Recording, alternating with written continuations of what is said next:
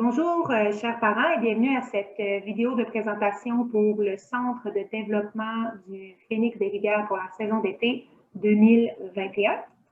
On va vous présenter les grandes lignes de ce programme en commençant tout d'abord par présenter les responsables. On va vous présenter les horaires qui sont prévus pour l'instant. On va vous présenter le déroulement, les plans des différents terrains utilisés, la manière de former les groupes et on va aussi nommer les rôles des éducateurs et vos rôles à vous, les parents. Et finalement, on va faire un petit jeu de questions-réponses, Émile et moi, pour être sûr de couvrir toutes les interrogations que vous pourriez avoir. Alors, bonjour tout le monde. Je me nomme Émile Godbout-Garon. Je vais être responsable du volet masculin cet été pour les catégories U9 à U12. Juste pour vous expliquer mon rôle rapidement, dans le fond, moi, je vais être dans mes responsabilités vont être la communication avec les éducateurs du volet masculin, donc leur faire part des horaires, des séances, des vidéos explicatives, les évaluations, etc. Également, je vais être en charge du déroulement complet du CDP, donner des rétroactions sur le coaching de nos éducateurs et si les horaires le permettent, assister à des matchs. Merci. Moi, de mon côté, je vais avoir les mêmes tâches qu'Émile par rapport au volet féminin, donc de m'occuper de tout ce qui est la communication avec les éducateurs qui s'occupent de groupes de filles. Et étant directrice adjointe des opérations soccer, c'est aussi moi, dans mes tâches, qui s'occupe de la formation des éducateurs, donc de leur fournir des rétroactions sur leur coaching, de leur faire les formations externes, de faire des formations internes également avec eux. Et je m'occupe également d'un programme de mentorat pour les éducatrices dans le cadre du développement de soccer féminin au club. Donc, c'est Émile et moi qui allons prendre en charge vos jeunes cet été à l'aide des autres éducateurs impliqués. Excellent. Donc ici, vous voyez là à l'écran l'horaire, dans le fond, de la mise en forme qui doit se passer durant tout le mois d'avril. Donc, de la manière que ça va fonctionner, c'est qu'on va avoir des groupes de 8 joueurs ou de 8 joueuses qui vont être avec un éducateur qui va être supervisé par l'équipe technique, donc qui est composée de moi, Karel ou Stéphane également. L'horaire que vous voyez à l'écran est l'horaire pour le mois d'avril. Donc, tout dépendant à quel moment on va avoir le hockey du gouvernement là, pour reprendre nos activités. Si ça vient après le 2 mai, eh bien, on va pouvoir vous faire parvenir un nouvel horaire. Et si on peut reprendre avant le 2 mai, eh bien, l'horaire qui s'affiche à l'écran sera l'horaire qui sera en place pour tout le mois d'avril. Pour l'horaire, dans le fond, qui englobe un petit peu tout l'été, du côté U9 à U10. Donc, comme je viens de l'expliquer, du 5 avril au 2 mai, on est à une pratique par semaine au Stade Chauveau. Par la suite, du 3 mai au 23 mai, donc pour une période de 3 semaines, on va pouvoir monter à 2 entraînements par semaine, toujours au Stade Chauveau, pour que finalement, le 24 mai, on puisse se déménager, comme l'été dernier, au Parc Chauveau avec 2 entraînements par semaine pour une période de 14 semaines. Donc, comme vous pouvez voir à l'écran, vous avez les journées de match ainsi que les journées d'entraînement de chacun des catégories U9 à U10. La manière que ça fonctionne, vous aviez 2 options dans le fond pour la saison. Il y avait l'option saison régulière, donc l'option saison régulière qui comporte le match 1 ainsi que la pratique qui est en orange ou le match 2 qui est en mauve. Et l'option 1, dans le fond, était le match 1, la pratique en orange ou le match 2, plus la pratique option 1. Juste pour clarifier par rapport à la pratique ou le match 2, dans le fond, c'est tout simplement qu'il est possible que dans une semaine, vous ayez 2 matchs, donc que votre entraînement soit remplacé par le match 2. Si jamais vous n'avez pas 2 matchs par semaine, ben, tout simplement, avec la semaine normale, vous allez avoir 2 entraînements plus le match. Pour l'horaire du CDP en U11 à U12, donc dans le même principe, on est pour les 4 premières semaines, donc du 5 avril au 2 mai, à un entraînement semaine au Stade Chauveau. Du 3 au 23 mai, 2 entraînements par semaine au Stade Chauveau. Et du 24 mai au 29 août, 3 entraînements semaine au Parc Chauveau, tout dépendant de l'option que vous avez choisie. Les 3 options pour le U11 à U12 sont les suivantes. Donc, vous avez l'option saison régulière qui comporte le match 1 plus la pratique en bleu ou le match 2. Vous avez l'option 1 qui comporte le match 1 avec l'entraînement en bleu, le match 2 et la pratique en orange option 1. Et finalement, vous avez l'option 2 qui comporte les 4 activités dans la semaine, c'est-à-dire le match 1, l'entraînement en bleu ou le match 2, ainsi que la pratique option 1 et la pratique option 2, donc pour un total de 4 entraînements, de 4 activités là, dans la semaine. Donc, par rapport à l'horaire du CDP également, par rapport à l'entraînement option 2, donc la pratique option 2, l'entraînement du samedi pour les U11 à U12, prendre note là, simplement que cet entraînement-là va être disponible seulement à partir du mois de juin. Donc, pour ce qui est du déroulement du CDP, le CDP le plus proche du match, donc l'entraînement qui est le plus proche du match pour votre catégorie, va se dérouler sous la forme d'ateliers. Donc, on va avoir différents ateliers de mise en place sur le terrain. Et les joueurs vont être en groupe de mésocycle, c'est-à-dire en groupe de match. Vont être avec leur équipe avec laquelle ils vont disputer le match. Et l'éducateur va suivre son groupe de mésocycle à tous les ateliers. Donc, ça va également être avec leur éducateur de match. Pour ce qui est du CDP le plus loin du match, toujours sous la forme d'atelier. Cependant, cette fois-ci, les joueurs vont être divisés en groupes aléatoires. Donc, on ne fera plus référence là, ici au groupe de mésocycle, mais vraiment à des groupes aléatoires qui seront prédéterminés à l'avance, tout dépendant quand même du niveau technique, mais ce sera tout de même des groupes aléatoires. Et pour ce qui est des éducateurs, les éducateurs vont rester en place à leur atelier pour qu'ils aient la possibilité de voir tous les joueurs et toutes les joueuses de chacun des groupes. Ici, à l'écran, vous avez un petit peu le plan des terrains de la manière qu'on va fonctionner. Donc, vous avez à gauche le terrain A7 qu'on va utiliser pour la mise en forme au stade Chauveau avec les 3 ateliers. Et vous avez à droite le terrain A11 du parc Chauveau, donc pour les CDP durant l'été, qui va être divisé en deux parties. Et sur chacune des 2 parties du terrain de soccer A11, on va y retrouver 4 ateliers différents. Pour la formation des groupes, l'objectif, c'est vraiment de faire des groupes de niveau qui sont malléables, donc qui ne sont pas coulés dans le béton pour la saison au complet, à chaque mésocycle pour les matchs.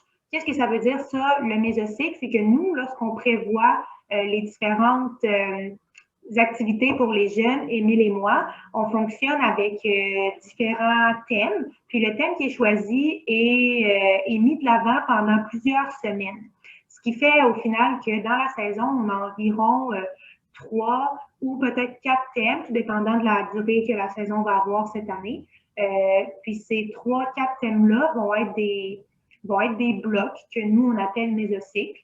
Puis, on se garde la latitude de changer les groupes de matchs pour chaque mésocycle. Donc, ça veut dire qu'on va faire des observations pendant chacun des mésocycles et à la fin de ceux-ci, on va se garder l'opportunité de changer un groupe de niveau pour les matchs et ce, pour tout le prochain mésocycle. Pour la mise en forme, c'est sûr que il n'y aura pas vraiment d'observation. Le CDP officiel, si on veut en guillemets, ne sera pas encore débuté. Le format va être comme celui du CDP le plus loin du match. Ça veut dire que tout le monde va être mélangé. Les éducateurs vont voir tout le monde. On est juste là pour se remettre dedans. Quand le CDP vraiment va reprendre, dans le premier mésocycle qui va avoir lieu dans la saison, étant donné qu'il n'y aura pas eu d'observation avant, on va prendre le temps de faire ce qu'on appelle des camps d'identification, dans lequel on va garder le même format que pour la mise en forme, et donc que tout le monde est placé de manière aléatoire et que les coachs peuvent voir tout le monde. Et on va remplir des grilles d'observation pendant cette période-là pour faire en sorte que lorsqu'on arrive dans l'autre mésocycle, qui devrait concorder avec le début des matchs, bien, qu'on puisse faire des groupes de niveau technique dans chacune des catégories pour aller disputer des matchs contre des équipes qui sont contre qui on a des chances égales de gagner dans la mesure du possible. Et à chacun de ces mésocycles-là, on va pouvoir continuer à faire des observations selon le déroulement normal prévu du CDP, puis avec les grilles à remplir qu'Émile et moi, on va fournir aux éducateurs. Ce qui ne veut pas dire que votre enfant va changer de groupe à chaque mésocycle, ce qui ne veut pas dire qu'il y aura énormément de jeunes qui vont changer de groupe au courant de la saison également. C'est vraiment certains cas qu'on veut faire en sorte que si on a fait des observations au début de la saison, puis que plusieurs semaines après, bien, il y a une progression énorme, qu'on puisse passer un jeune dans un groupe dans lequel il peut se développer. Donc, on s'entend que ce sont des cas isolés qui ne toucheront pas du tout la majorité des jeunes. Donc, voici un exemple de grille d'observation. Je sais que vous n'allez pas nécessairement l'utiliser, mais nous, c'est ce qu'Émile et moi allons présenter aux éducateurs. Donc, c'est vraiment axé sur les différents aspects des gestes techniques qu'on veut que les jeunes acquièrent lors de leur passage du CDP.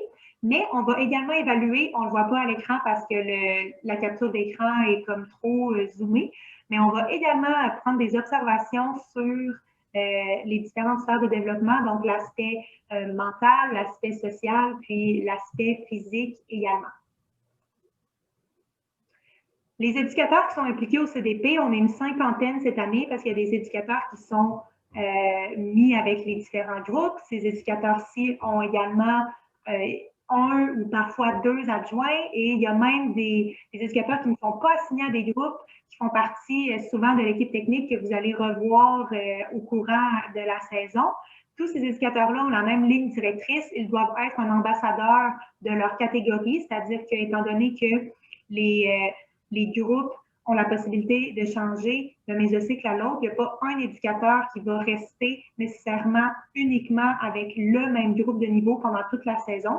Ce qu'on souhaite, c'est qu'il y ait également une rotation des éducateurs lors des différents mésocycles. Ce qui fait que si moi, par exemple, je suis en charge du, disons, le groupe de niveau le plus fort sur le plan technique en U9 féminin pour le premier mésocycle, bien après, je serai en charge d'un autre groupe de niveau, peut-être le deuxième groupe de niveau le plus fort au plan technique dans le U9 féminin également. Donc, c'est un exemple comme ça hypothétique, juste pour vous démontrer que les éducateurs peuvent également changer dans la saison, mais puisque notre formule permet aux éducateurs de voir tout le monde, on ne s'attend pas à ce que ce soit un problème, puis que les éducateurs puissent quand même avoir un lien particulier avec les jeunes qu'ils côtoient.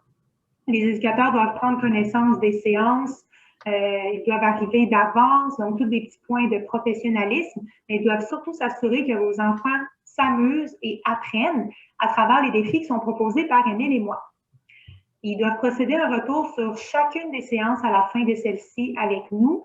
Ils doivent porter des vêtements de sport avec le haut identifié vraiment du phénix. Ils doivent accompagner leur groupe de mésocycles auquel ils sont assignés lors du mésocycle donné au match. Ils doivent fournir les évaluations à Émile et moi pour qu'on puisse voir si on doit changer les personnes de groupe aux deadlines qui sont données et faire les formations requises par rapport à leur groupe. Pour vous, les parents, ce qu'on s'attend, c'est d'aller porter votre enfant au moins 15 minutes avant l'heure de début de la séance. On vous demande de prévenir les responsables de groupe en cas d'absence de votre enfant.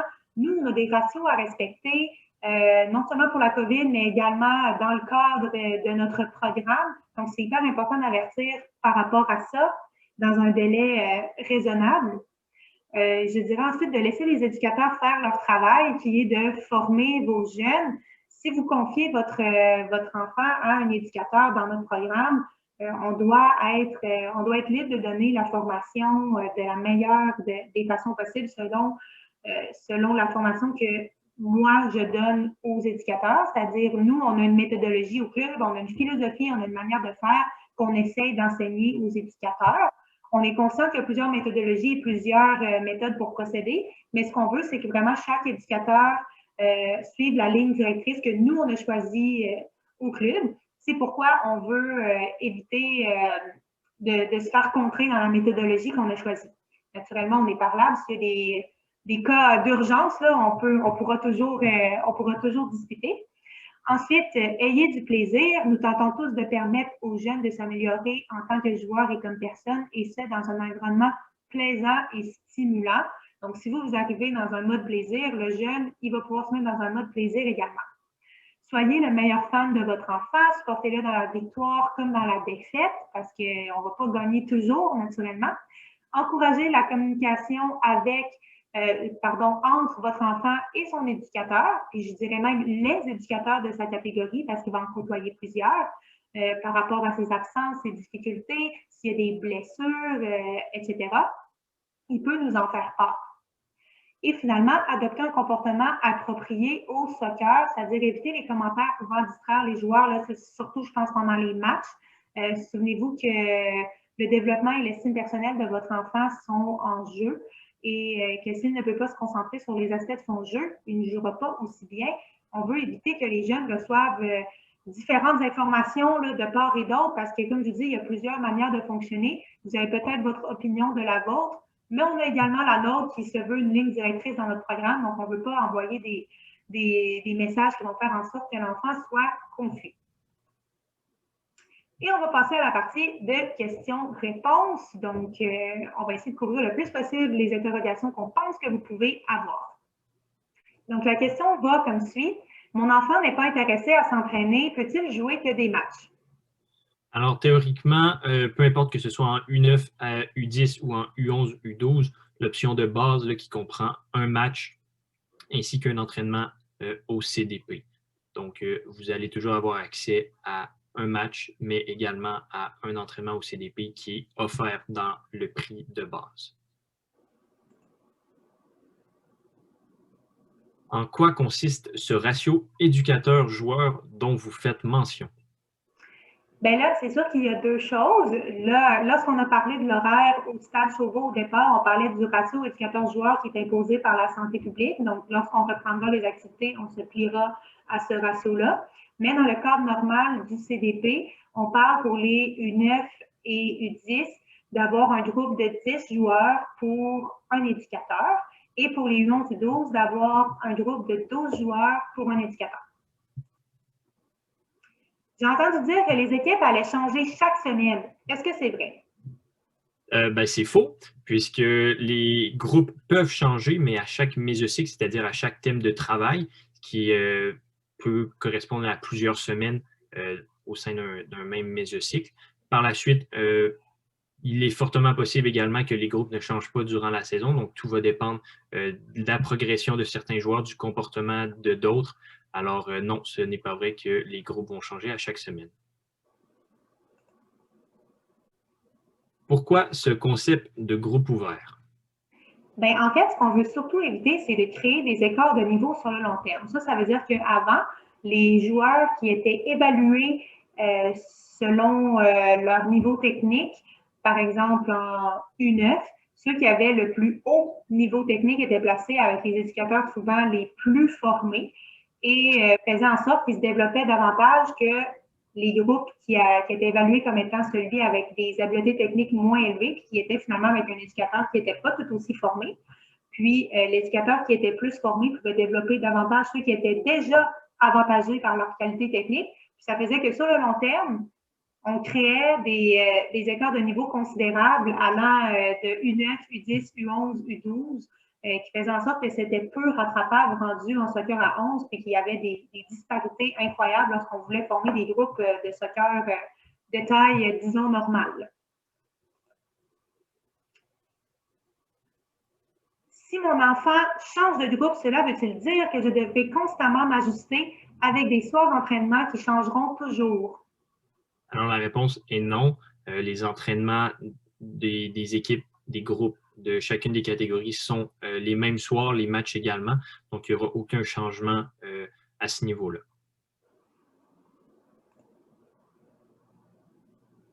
Comment seront formés les groupes qui disputeront les matchs U9 à U12? Il y a plusieurs manières de procéder. Nous, on a choisi d'y aller par niveau d'habileté technique. Donc, selon les observations qui vont être faites par rapport à cet aspect-là, on va pouvoir créer des groupes de niveau pour les matchs à chacun des mésocycles. Mon enfant démontre beaucoup de talent. Avec votre nouvelle manière de fonctionner, j'ai l'impression qu'il sera forcé de jouer avec des joueurs moins bons que lui et j'ai peur qu'il s'ennuie. ou même que cela nuise à son développement. Avez-vous pris cela en considération? Alors oui, on a pris ça en considération et c'est sûr qu'il n'est pas souhaitable qu'il y ait un niveau d'écart qui soit trop grand. Nous, dans notre objectif, on veut mettre les joueurs dans une zone qu'on appelle la zone de délicieuse incertitude. Donc, on veut que les joueurs aient un taux de réussite efficace et optimal également. Donc, on ne veut pas qu'ils soient dans des situations trop difficiles, mais on ne veut pas non plus qu'ils soient dans des situations trop faciles. Donc, merci beaucoup pour votre écoute de cette capsule et n'hésitez pas si vous avez des questions.